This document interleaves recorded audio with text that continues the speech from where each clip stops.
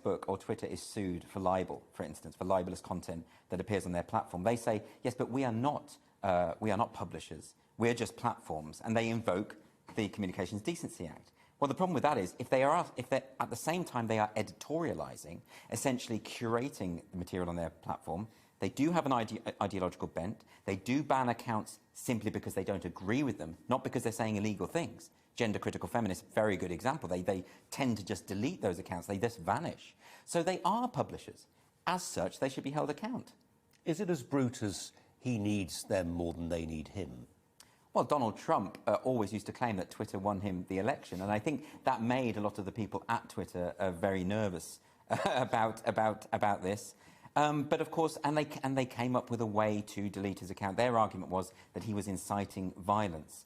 But of course, because the standards are so inconsistently applied, people can see through that. I mean, the very time they deleted one of his tweets, I think it was the tweet that said that he wouldn't be at Joe Biden's inauguration. And Twitter claimed that this was a dog whistle because it was suggesting to his followers that, well, you can cause trouble on the day because I won't be there.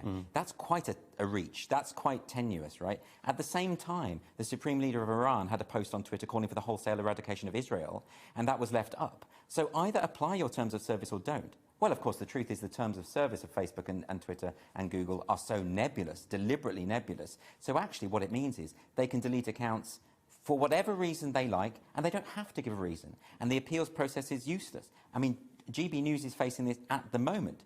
If you take Neil Oliver's monologue, which racked up 1.5 million views on Twitter. It was brilliant. Yes, and Twitter put up a post saying this is misleading information. You couldn't comment on it or like it. This was for about half a day.